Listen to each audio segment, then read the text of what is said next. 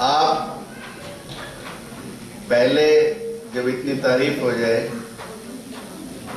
तो आपकी रिस्पॉन्सिबिलिटी बढ़ जाती है।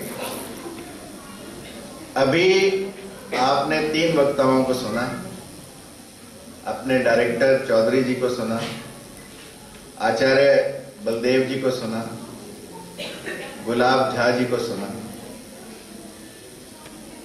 जब आप लोगों ने इन तीनों को सुना तो मैं ये सोच रहा था, सुन मैं भी रहा था कि अब बोलने के लिए बचेगा ही क्या। जब इतना कुछ बोला जाए तो अल्फाज थोड़े कम पड़ने लगते हैं। तो पहले तो मैं इन 3 लोगों के लिए कुछ कहना चाहता हूं कि भा सके जो आपको वो संगीत कहां से लाऊं मैं, गा सकूं मैं आपका नगमा वो गीत कहां से लाऊं मैं। चांद तारों की तारीफ करना तो आसान है, हो आप तीनों की तारीफ वो अल्फाज कहां से लाऊं।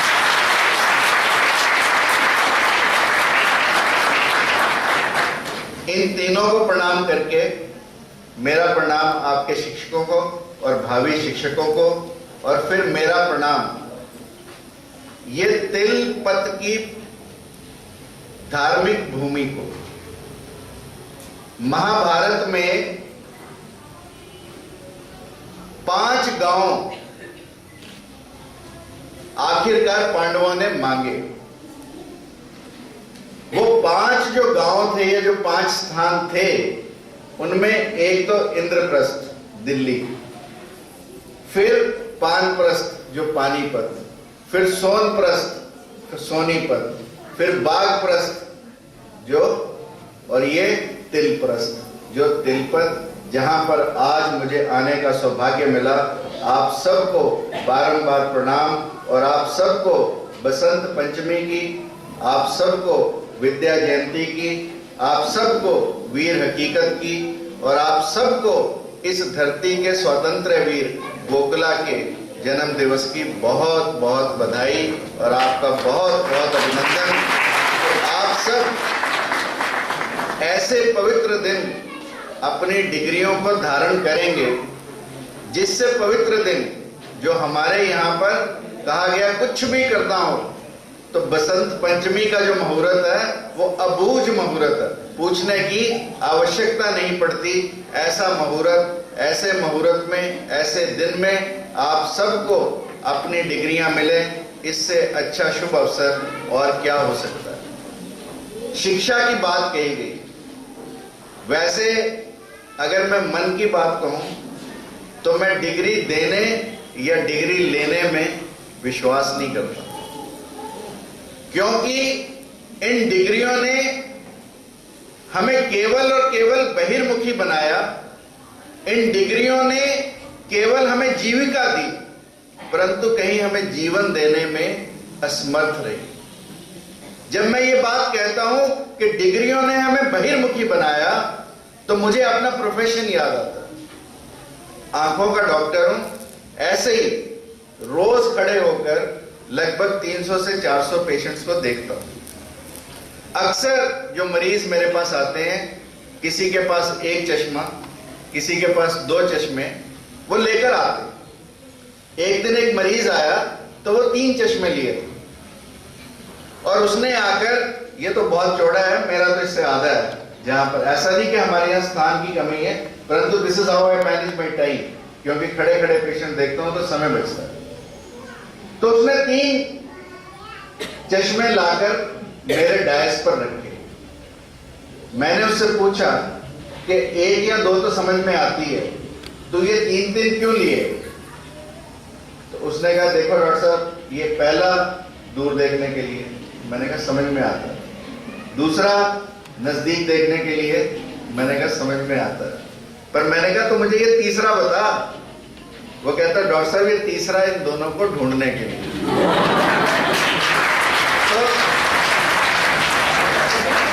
मैंने कहा कि आज तो मेरी एक बात और मान, कि जहां तो 3 चश्मे रखे हैं, 3 का बोझ उठाए है, वहां एक चौथा चश्मा और रख। उसने कहा डॉक्टर साहब अब तक तो आप 3 को कह रहे थे उठा उठा उठा, 3 से परेशान थे, अब चौथे चश्मे की बात करते हो। तो मैंने कहा देख, तूने दुनिया को बाहर से देखने के लिए 3-3 चश्मे रखे, कभी तूने अपने अंदर देखने का भी प्रयास किया? अपने अंदर देखने के लिए ये तू चौथा चश्मा रख। और जब तक हम अपनी शिक्षा प्रणाली में इस चौथे चश्मे को इजाद नहीं करते, जब तक हम अपने शिक्षा प्रणाली में इस चौथे चश्मे को नहीं डालते, तब तक मेरी बात मान लेना, जो स्वामी विवेकानंद ने कहा कि ये विद्या नहीं, ये अविद्या है। क्योंकि ये केवल और केवल हमें रोजगार उन्मुखी बनाती है, केवल और केवल हमें जीविका से जोड़ती है, ये विद्या नहीं हो सकती। ये केवल और केवल मात्र अविद्या है। विद्या वह जो हमें आत्म साक्षात्कार, जैसे डॉक्टर चौधरी ने कहा, हमें अपने आप से मिलाए, और अपने आप से मिलने के लिए हमें ये चौथा चश्मा इजाद करना पड़ेगा कि नहीं करना पड़ेगा? कितने लोग आप में से चौथा चश्मा इजाद करने के लिए तैयार हैं? जो तैयार हैं, मेरी बात मान लेना, वही गुरु बनेंगे, बाकी सब शिक्षक बनेंगे। आप लोग गुरु बनना चाहते हैं या शिक्षक बनना चाहते हैं? गुरु बनना चाहते हैं तो ये चौथा चश्मा इजाद करना पड़ेगा। क्योंकि इस दुनिया में यदि आप देखो, आप मेरे को बताओ कि आंखें जिनकी खराब है ऐसे अंधे ज्यादा हैं, या जिनकी आंखें ठीक है फिर भी अंधे हैं ऐसे लोगों की संख्या ज्यादा है?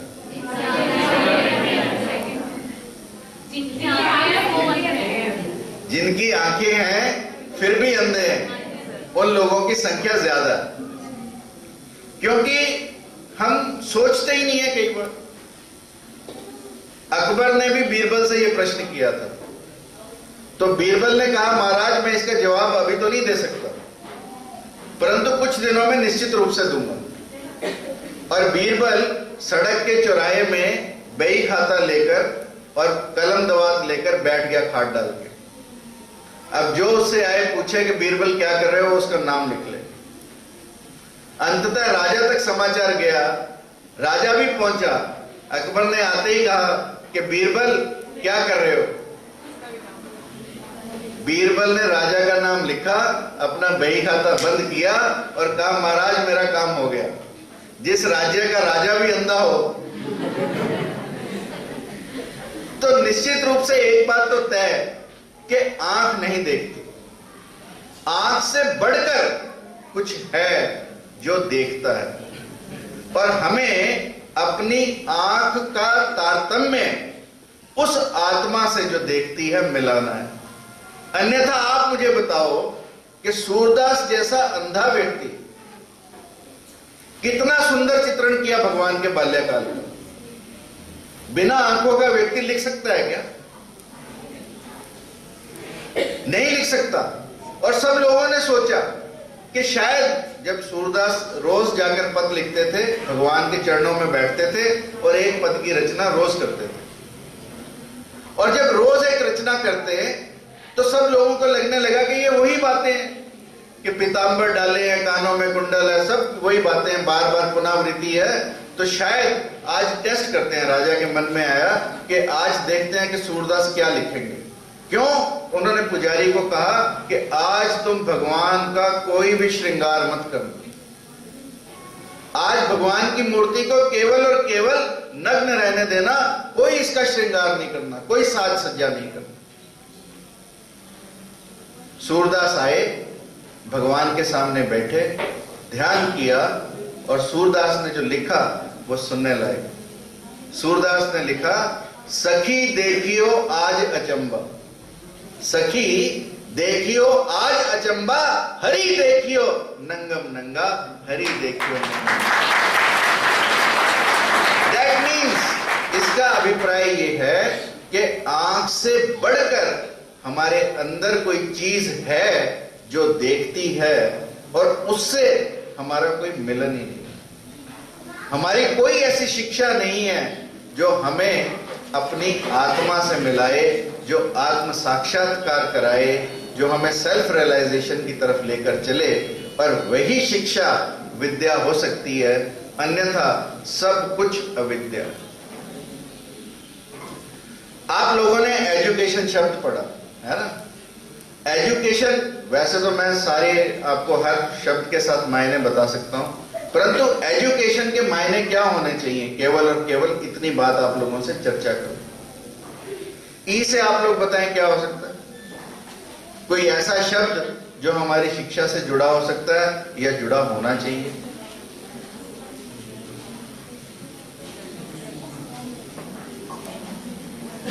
हमारी शिक्षा क्या करे ऐसा। आपने एम्पैथी वर्ड सुना है? एम्पैथी वर्ड सुना आप लोगों ने? क्या होता है एम्पैथी? एम्पैथी होता है समान अनुभूति, कि यदि मैं किसी डॉक्टर के पास जाऊं तो डॉक्टर मुझे ऐसे ही व्यवहार करे यदि कोई मरीज मेरे पास आए तो, है ना। मतलब मैं डॉक्टर हूं और मैं मरीज से ऐसा व्यवहार करूं कि यदि मैं मरीज के स्थान पर होता तो मैं किस व्यवहार की अपेक्षा करता। वो समान अनुभूति है कि मैं सभी के साथ समान बर्ताव करूं। हमारी शिक्षा हमें नहीं सिखाती। सिखाती है क्या? सिखाती है क्या?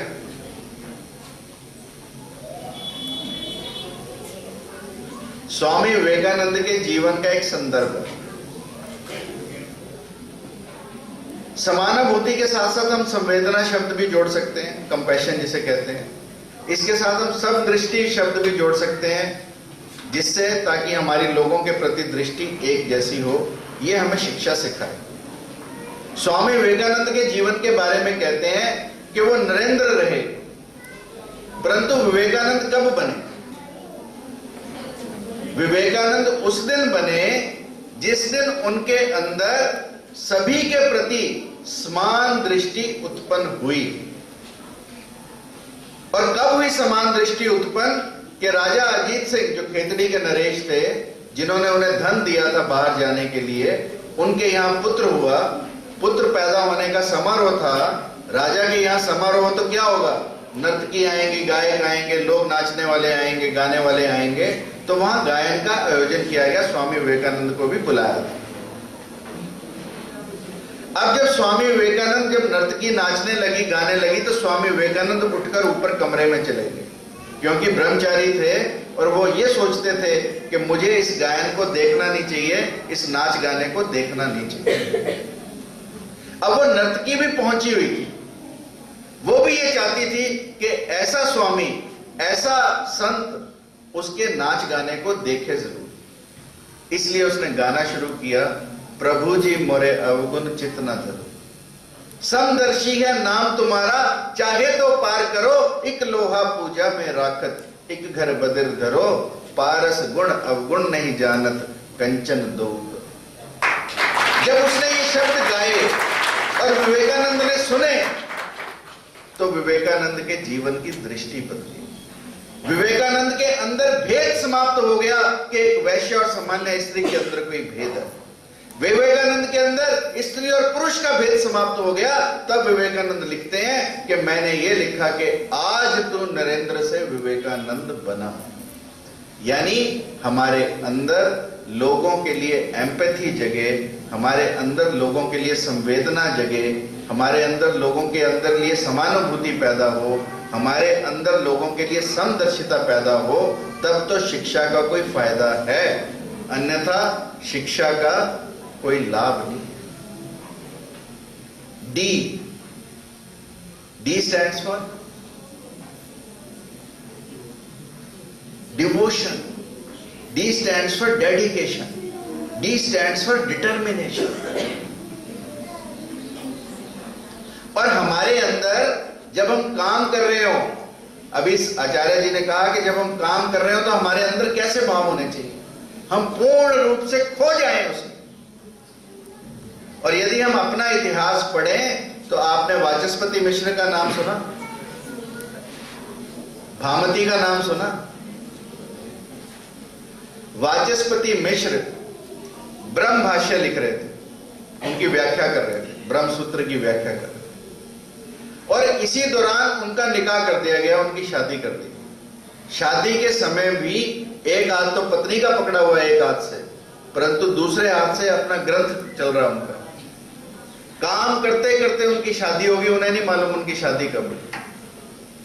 और उनकी पत्नी भी ऐसी थी कि उसने भी शादी को इसी तपस्या से लिया, और वह भी कहीं बाधक नहीं बनी। हमारे यहां तो कह देते हैं ना भी लड़का ज्यादा पढ़ा लिखा है, लड़की कम पढ़ी लिखी हो, लड़का ज्यादा पढ़ा लिखा हो, तो हमारे यहाँ कह देते हैं अभी कर ले रिश्ता, तो कहेगा नहीं नहीं नहीं रिश्ता नहीं करते। तो हरियाणा का हो तो कहेगा हमारी चोरी के बादरी से जो तेरे छोरे की किताबें पढ़ेगी। पर वहां ऐसा नहीं हुआ। वहां पर भामती ने उतनी ही डिवोशन से वाचस्पति का कार्य करना शुरू किया कि वाचस्पति को अपने अध्ययन पाठन मनन में किसी तरह की कोई दिक्कत ना आए। इसलिए उसने रोज उनके नहाने का काम, रोज उनका दिया जलाने का काम इतनी चतुराई और इतनी शालीनता से करती कि वाचस्पति को पता ही नहीं लगा, दशकों बीत गए। और एक दिन जब भामती दिया जलाने आई, दिए का तेल बदलने आई, तो थोड़ा सा बर्तन खड़क गया। वाचस्पति का ध्यान हटा। वाचस्पति ने पूछा, हे देवी तू कौन? तो भामती ने कहा कि मैं आपकी ब्याही पत्नी। उसने कहा हमारी शादी कब हुई? कहा दशकों दशक बीत गए। और तू करती क्या थी? मैं केवल आपकी सेवा शुश्रूषा करती थी। और तब वाचस्पति की आंखें खुली कि कोई इतनी भी डिवोशन से कार्य कर सकता। तब वाचस्पति ने अपने ग्रंथ का नाम भामती के नाम से रखा और भामती की सेवा को अमर कर दिया। क्या हम कर सकते हैं ऐसी सेवा? क्या हम कर सकते हैं ऐसी सेवा? नहीं ना, पर करनी चाहिए। ये हमें शिक्षा को सिखाना चाहिए। हमारी शिक्षा हमें यही सिखाए।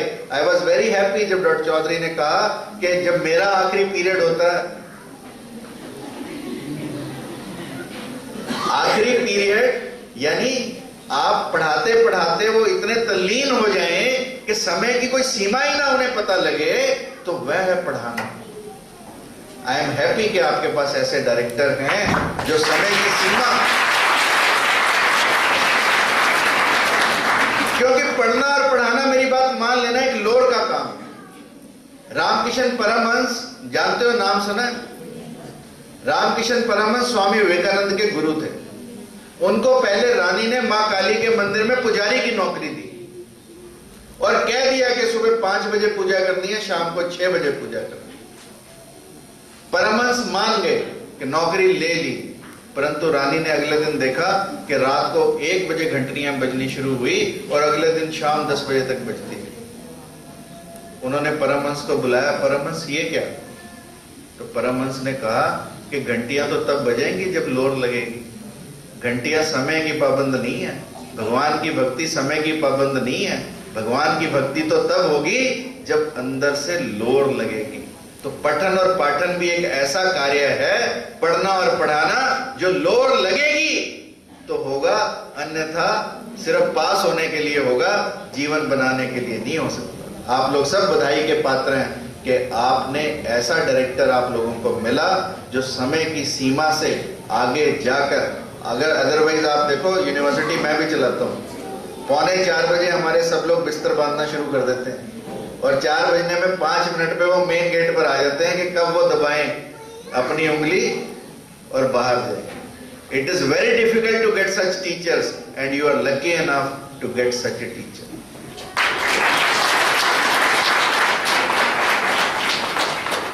फिर आता है यू। यू का मतलब, यू का मतलब understanding, do something more than reading, है ना? दे से do something more than read, absorb and do something more than absorbing, that is understanding। कि हम विषय की गूढ़ता को समझें, विषय के अंदर जाकर समझें। जब तक हम समस्या को जड़ से नहीं पकड़ेंगे तो मेरी बात मान लेना कि हमारे अंदर चीजों में बदलाव नहीं आ सकता। इसलिए understanding is very important. R.W. Emerson का नाम सुना है आप लोगों ने? R.W. एमर्सन एक बहुत बड़े विचारक थे, अंतरराष्ट्रीय विचारक थे, परंतु गीता से प्रेरित थे। उनकी रचनाओं में बार बार गीता का वर्णन आप लोगों को मिलेगा। R.W. एमर्सन रोज प्रवचन देते थे और एक बुढ़िया उनका प्रवचन रोज सुनने आती थी। बुढ़िया थी अनपढ़। अब लोगों को यह लगने लगा कि ये अनपढ़ औरत R.W. एमर्सन के वचनों को क्या समझती हो। जैसे मैं बैठा था आचार्य जी के आगे कि आचार्य जी इतनी प्रतिभा से सब कुछ बताएं और मेरे को क्या समझ में आना, धीरे धीरे मैं सोचूं। ऐसे ही R.W. एमर्सन के प्रवचनों के आगे वो बुढ़िया अनपढ़ क्या समझे। एक दिन लोगों ने उससे पूछा कि बुढ़िया तेरे को कुछ समझ में आता है? जो ये भाषा बोलते हैं तेरे को समझ में आती है? जो ये शब्दों का प्रयोग करते हैं तेरे को समझ में आता है? तो उस बुढ़िया ने कहा कि मुझे नहीं मालूम ये कौन सी भाषा बोलते हैं, मुझे नहीं मालूम ये कौन से शब्दों का प्रयोग करते हैं, परंतु इन प्रवचनों में बैठकर मुझे कम से कम ये लगता है कि मैं परमात्मा के समीप हूं। अब तो मुझे ये बताओ कि किसकी समझ अच्छी है, उस बुढ़िया की जो अनपढ़ है और जो अपने आप को परमात्मा के समीप समझती है, या उन लोगों की जो केवल शब्दों को पकड़े।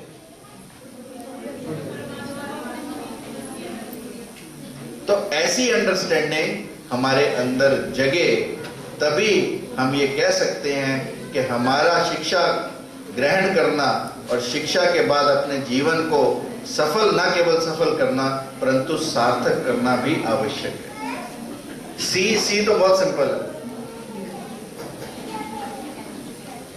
करेज, शिक्षा वह है जो हमें साहसी बनाए। वीर हकीकत की आज शहादत का दिन। वीर हकीकत के बारे में कितने लोगों ने सुना? ईमानदारी से बता रहे कितने लोगों ने सुना? एक और दो। वीर हकीकत एक ऐसा बालक था जिसने अपना धर्म ना बदलकर धर्म के लिए अपना सिर कटवाने के लिए तैयार हुआ, केवल और केवल 12 वर्ष की उम्र में। मां को गाली दी, मां दुर्गा को गाली दी किसी ने। वीर हकीकत का झगड़ा हुआ, मौलवी के सामने लाया गया। मौलवी ने कहा यदि तुम अपना धर्म बदल लो या फातिमा के लिए कुछ कसीदे पढ़ दो, कुछ उनकी अच्छी बातें बोल दो, तो हम तुम्हें माफ कर देंगे। वीर हकीकत ने कहा कि मैं अपना धर्म किसी कीमत पर बदल नहीं सकता, चाहे मेरा पुर्जा पुर्जा कट जाए, परंतु मैं अपने धर्म को नहीं छोड़ूंगा। और जब वीर हकीकत को पब्लिकली, सारी पब्लिक के सामने उसका सर कलम करने का आदेश दिया गया, वीर हकीकत का सर पत्थर पर रखा गया, जल्लाद ने तलवार उठाई तो उसकी कोमल सी गर्दन देखकर जल्लाद के हाथ भी कांप गए। तो मालूम तब वीर हकीकत ने क्या कहा? वीर हकीकत ने कहा कि जब अपने कर्म पर चलते हुए मेरी गर्दन नहीं कांपती, तो ऐ जल्लाद अपना कर्म करते हुए तेरे हाथ क्यों कांपते? ये है साहस। जिस धरती पर हम बैठे हैं गोकुला की धरती है, स्वतंत्र वीर गोकुला, जिसने 7,000 सैनिकों के साथ 80,000 मुगलों की सेना का सामना किया और अंत में मुगलों ने उसे पकड़ा और एक एक करके उसके अंग अंग काट दिए, परंतु उसके प्रत्येक अंग कटने से भारत माता की जय ही निकली। ऐसा साहस, ऐसा साहसी यदि हमें शिक्षा बना सकती है तो वो शिक्षा सार्थक है, वह शिक्षा विद्या, अन्यथा सब कुछ अविद्या। फिर ए का मतलब एटीट्यूड। एटीट्यूड का मतलब हमारी सोच। हमारी सोच कैसी हो? सकारात्मक सोच। कहते हैं एक महात्मा जी एक दिन किसी किश्ती में जा रहे थे, उस किश्ती में कई उदंड बालक भी थे, जैसे पीछे कई शोर मचाने वाले हर क्लास में होते हैं ना, तो उस किश्ती में भी बैठ गए और महात्मा जी का शाम को पूजा का समय हुआ। महात्मा जी ने पूजा शुरू कर दी, भगवान की आराधना शुरू कर दी। अब उन बच्चों को एक मजाक सूझा। उन्होंने कहा करता रहेगा ये पूजा, सिर पे इसके बाल है नहीं जैसे मेरे नहीं है, उन्होंने एक जूती उठाई और महात्मा जी के सिर पर जूती बजानी शुरू कर दी, डम डम डम डम डम डम। महात्मा जी अपनी पूजा करते थे। भगवान को तरस आया कि तेरे एक प्यारे को लोग ऐसे बर्ताव कर रहे हैं। भगवान ने आकाशवाणी की कि तू कहे तो इस नाव को पलट दो। तो उन महात्मा जी ने पूजा छोड़कर ऊपर देखा परमात्मा की तरफ और कहा, हे परमात्मा, तू कैसी शैतानों जैसी भाषा बोलता। नाव पलटने से क्या होगा? यदि तू पलटना ही चाहता है तो इनकी बुद्धि को पलट दे, इनकी बुद्धि को पलट दे। और शिक्षा वह जो हमारी बुद्धि को पलट दे, जैसा मैंने शुरुआत की कि हमें बाहिरगामी से अंतर्गामी बना दे, वह शिक्षा है। केवल थोड़ा सा सोच का परिवर्तन। और इसलिए मैं बार बार कहता हूं, सोच सबसे आवश्यक है। बिकॉज जैसे हमारे थॉट्स होंगे वैसे हमारे एक्शंस होंगे, और जैसे हमारे एक्शंस होंगे वैसी हमारी हैबिट्स होंगी, और जैसी हमारी हैबिट्स होंगी वैसा हमारा कैरेक्टर होगा, चरित्र होगा, और जैसा हमारा चरित्र होगा वैसा इस देश का भविष्य होगा।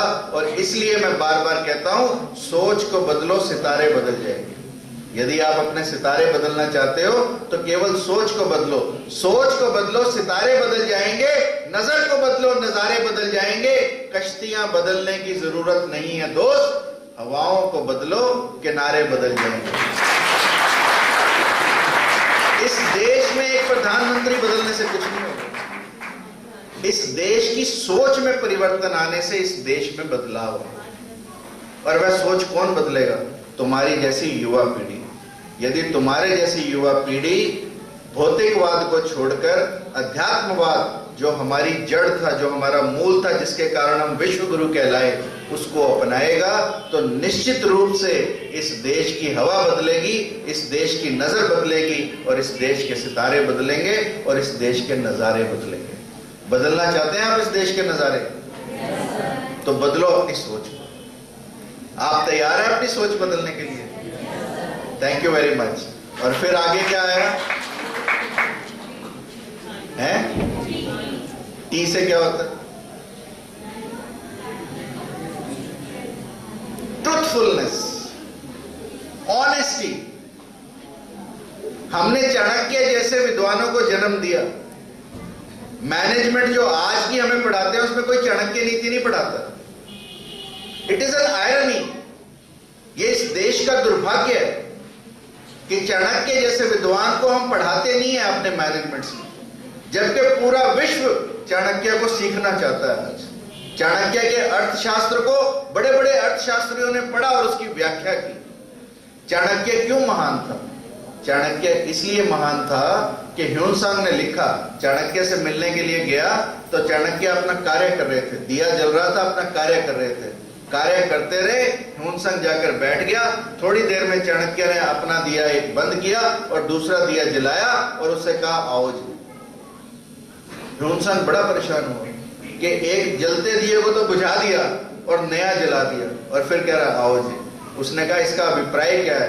चाणक्य ने कहा कि अब तक मैं केवल सरकारी कार्य कर रहा था और सरकार का दिया तेल इसमें जलता, राज्य का दिया तेल इस दिए में जल रहा था, और जब मैं तुझसे मिल रहा हूं तो ये मेरा पर्सनल कार्य है, इसलिए मैंने इस दिए को जलाया जिसमें मेरे खर्चे से तेल डलता है।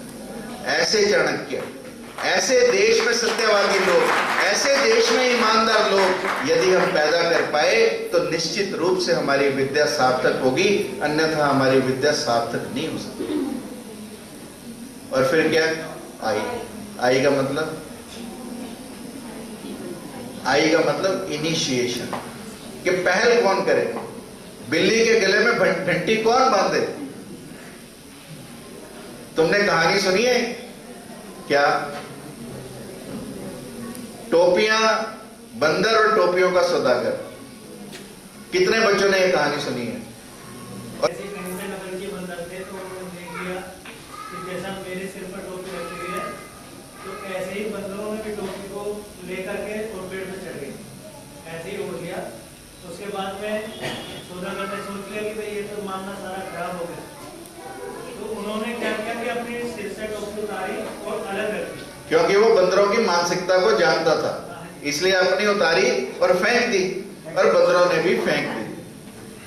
और कहानी का वो क्या हुआ जी, मॉरल ऑफ द स्टोरी? वो ये है कि जो हमारी सोच है, जो विचार है, उसे हम देख लेना चाहिए कि दूसरे के अनुभव क्या है, उसे के अनुसार कार्य कर लेना चाहिए। ये आदि कहानी है जो हम पढ़ते रहे, जो हमारी शिक्षा हमें पढ़ाती है। कहानी यहाँ समाप्त नहीं होती, कहानी आगे चलती है। डॉक्टर का बेटा डॉक्टर, इंजीनियर का बेटा इंजीनियर, टोपियों बेचने वाले का बच्चा टोपी बेचने वाला। तो टोपियों के सौदागर का बेटा भी टोपियां बेचने के लिए तैयारी कर रहा है। बड़ा हो गया, बाप ने कहा कि देख अब तू टोपियां बेचने जा रहा है, रास्ते में ऐसा ऐसा हो सकता है कि रास्ते में तू जाएगा, रास्ता लंबा है, पार खाएगा, तेरे को नींद आएगी, तू रोटी खाएगा, और उसके बाद बंदर हो सकता है तेरी टोपियां ले जाएं, और यदि बंदर ले जाए तो तू अपनी टोपी फेंक देना, बंदर भी वापस फेंक देंगे, तो इकट्ठी करना और बाजार को चले जाना। अब टोपियों के सौदागर के बेटे ने बात की मान ली, क्योंकि लकीर की फकीरी हमारे हिंदुस्तान में चलती है, हम लकीर से हटना नहीं चाहते। और वो गया, रास्ते में पार्क आया, भूख लगी, रोटी खाने लगा, बंदर, नींद आई, बंदर सब टोपियां लेकर चले गए। जब उसकी नींद खुली, उसने देखा बंदर तो सब टोपियां ले गए।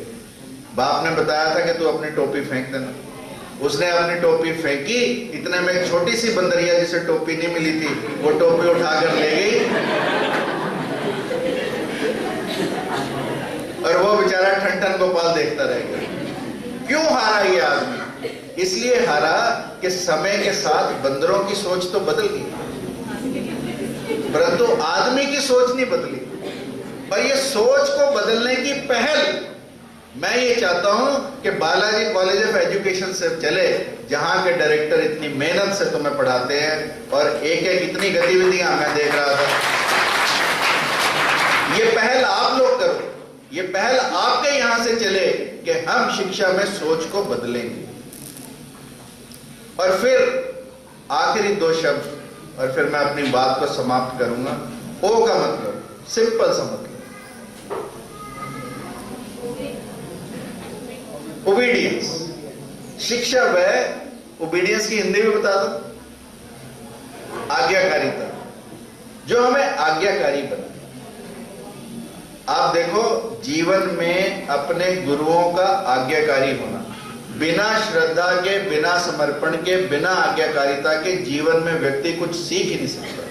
कोई ये कहे कि मैं अपने माँ बाप के बिना, अपने गुरुओं के बिना इस स्थान तक पहुंचा हूं, तो वो शायद ही और शी सैडली और बैडली मिस्टेकन। रास्ते में आप दिल्ली से जब इस तरफ आते हैं तो निजामुद्दीन जी का स्थान आता है, निजामुद्दीन स्टेशन आता है, साथ में निजामुद्दीन की दरगाह। हजरत निजामुद्दीन बहुत पहुंचे हुए सूफी संत थे, और उनके शिष्य अमीर खुसरो उससे भी पहुंचे हुए संत थे। पर अमीर खुसरो जलालुद्दीन के दरबार में जाते थे। अब एक दिन हजरत के लिए जलालुद्दीन ने कहा अमीर खुसरो को कि तुम अपने गुरु के दर्शन करो। उसने कहा नहीं, हजरत निजामुद्दीन ने बिल्कुल कहा है कि राजा को नहीं लेके आना, यदि सुल्तान आएगा तो मैं कोई प्रवचन नहीं दूंगा, सुल्तान मेरे प्रवचनों में ना आए, ऐसा हजरत निजामुद्दीन ने कह रखा था। अब अमीर खुसरो को राजा ने कहा कि देख, यदि हम राजा बनकर जाएंगे तो हजरत हमें अंदर आने नहीं देंगे, परंतु मुझे हजरत की हाजिरी जरूर लगानी है, इसलिए क्यों ना मैं नारी के वेश में बुर्का पहन के हजरत की सभा में जाता हूं, ताकि हजरत के दर्शनों का लाभ ले सके। अब अमीर खुसरो तो राजा के यहां, और एक तरफ राजा जो उसको जीविका देता, और एक तरफ गुरु जो उसको जीवन देता। अमीर खुसरो से रहा ना गया, और उसने हजरत को जाकर बता दिया कि आज रात को राजा तुम्हारे प्रवचन सुनने आएगा, तुम्हारा आशीर्वाद लेने आएगा, परंतु आएगा भेष बदलकर। जब हजरत को इस बात का पता चला तो हजरत वो स्थान छोड़कर किसी और स्थान पर चले गए। अब राजा को भी शक हुआ कि हजरत अचानक से स्थान बदल गए, तो कोई ना कोई बात जरूर है। उसने अमीर खुसरो को बुलाया और कहा कि बता अमीर, क्या हुआ? जरूर तूने ही दगा दिया, तूने ही बताया होगा हजरत को कि मैं आऊंगा। तो अमीर ने कहा जी मैंने ही बताया। तो राजा ने कहा क्यों? तो अमीर ने जो कहा वो हमारे जीवन को बदल सकती है। अमीर ने कहा कि यदि मैं तुम्हारी आज्ञा का उल्लंघन करता हूं, राजा की आज्ञा का उल्लंघन करता हूं, तो केवल जान जाने का खतरा है, और यदि गुरु की आज्ञा की अवहेलना करता हूं तो ईमान जाने का खतरा है। मैंने जान और ईमान में से अपने ईमान को समझा, अपने ईमान को जाना, तो राजा ने कहा जा खुश रहो, मैंने तुझे माफ किया। ये होती है अपने गुरु के प्रति प्रतिबद्धता, गुरु के प्रति आज्ञाकारिता, और गुरु के लिए अपना जान तक देने की तैयारी। और जिस दिन हम अपने गुरु के लिए इस भाव से गुरु के पास जाते हैं कि पूर्ण समर्पित भाव से, पूर्ण समर्पण से जब हम गुरु के पास जाते हैं, तो निश्चित रूप से गुरु से हमें सब कुछ सीखने को मिलता है। अन्यथा यदि हम शक करते रहे गुरुओं पर, तो कभी भी हमें सीखने को कुछ नहीं मिल सकता। और आखिरी बात जो आप लोगों से करना चाहता हूं वो है एन। एन का मतलब नेशन, नेशनैलिटी। कितने इंटेलिजेंट बच्चे हैं यहां पे। राष्ट्रीयता, शिक्षा वह जो हमें राष्ट्रीयता का बोध कराए, शिक्षा वह जो हमारे अंदर राष्ट्र प्रेम पैदा करे, शिक्षा वह जो हमारे अंदर राष्ट्र आराधना जगाए। स्वामी विवेकानंद के बारे में कहते हैं कि स्वामी जी जब अमेरिका में गए, उनके भाषणों से खुश होकर लोगों ने उन्हें अनेकों उपहार दिए। एक व्यक्ति ने उन्हें पूरी इंग्लिश ड्रेस दी और स्वामी जी से यह भी आग्रह किया कि स्वामी जी आप एक बार इसे पहनकर जरूर दिखाएं। स्वामी जी ने उसके दिए जूते भी डाले, पैंट भी डाली, कोट भी डाली, टाई भी लगाई, परंतु जब बाहर निकले तो उन्होंने सिर पर अपना हिंदुस्तानी साफा ही रखा। तो सब लोगों ने कहा कि स्वामी जी जब पूरा पाश्चात्य परिधान डाल लिया था तो एक हैट लगाने में क्या जाता, सिर पर हैट ही तो रखना था, ये साफा क्यों, हैट ही रख लेते। तो स्वामी विवेकानंद ने कहा कि मस्तक पर तो मेरा भारत रहेगा, मस्तक पर तो मेरा देश रहेगा, विचारों में तो मेरा देश रहेगा। ऐसी राष्ट्रीयता यदि हमें हमारी शिक्षा सिखाए या दिखाए या दीक्षा दे, निश्चित रूप से तभी हमारे देश की दिशा और दशा बदल सकती है। और स्वामी जी के बारे में और बात कहते हैं कि स्वामी जी जब शिकागो रहकर वापस भारत लौटे और भारत की धरती पर उतरे, भारत की धरती को चूमा, तो लोगों ने पूछा कि इतनी सुख सुविधाओं में रहने के बाद अब आपको भारत के धूल भरे वातावरण में आकर कैसा लगता होगा। तो स्वामी विवेकानंद ने कहा कि जब मैं इस देश से गया था तो मैं इस देश से प्यार करता था, इस देश से प्रेम करता था, और 3 साल बाहर रहने के बाद जब मैं वापस आया हूं तो मैं इस देश से प्यार नहीं करता, इस देश की पूजा करता हूं।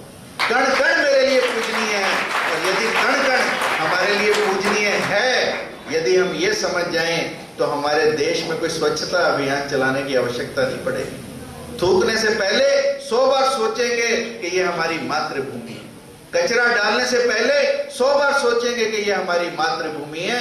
जिस दिन ये भाव शिक्षा हमारे अंदर जगाए, और मान लेना मेरी बात, हमारे देश में न केवल व्यक्तियों का अपितु फूलों की भी यही अभिलाषा रही है। चाहा नहीं मैं सुरबाला के गहनों में गूंथा जाऊं, चाहा नहीं मैं देवों के सर चढ़ भाग्य पर इटलाऊं, मुझे तोड़ लेना वनमाली, उस पथ पर तुम देना फेंक, मातृभूमि पर शीश चढ़ाने, जिस पथ जाते वीर अनेक, जिस पथ जाते वीर। ये हमारे देश के फूल की अभिलाषा, और हमारे देश के पशु पक्षियों ने भी जब जब आवश्यकता पड़ी तब तब अपने राष्ट्र धर्म को निभाया।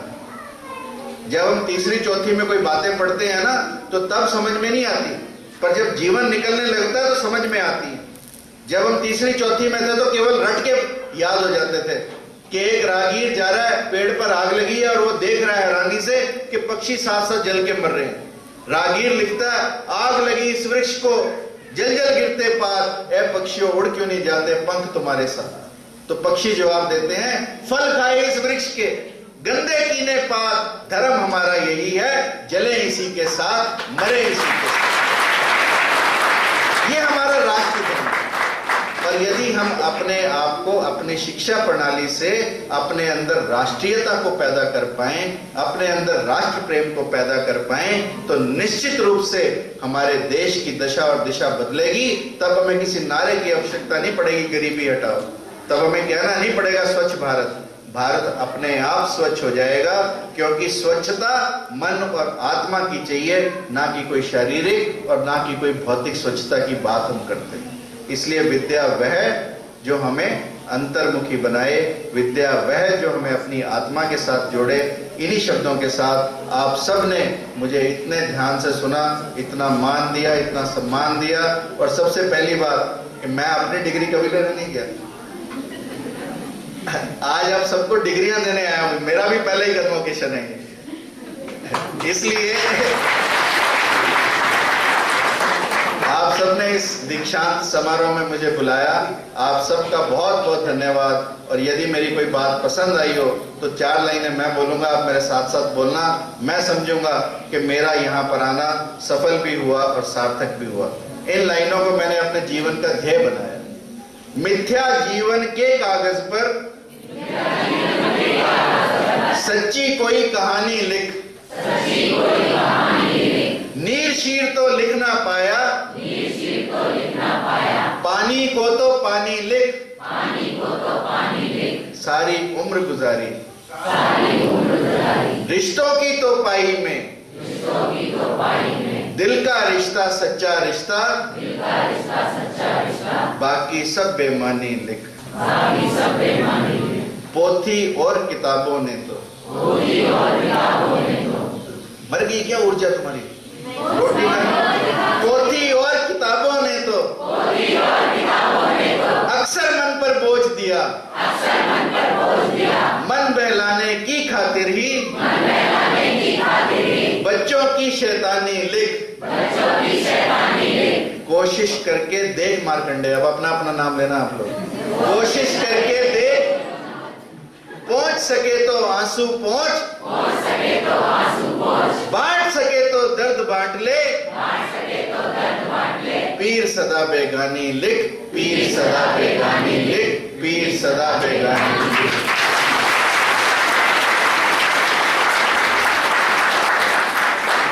ऐसे मैं जाने नहीं दूंगा। अपने हाथ उठाओ दोनों पूरे, बंद करो जोर से। भारत माता की जय, भारत माता की जय। धन्यवाद। और कोई मुझे बताए अच्छे से कि कहानी क्या है।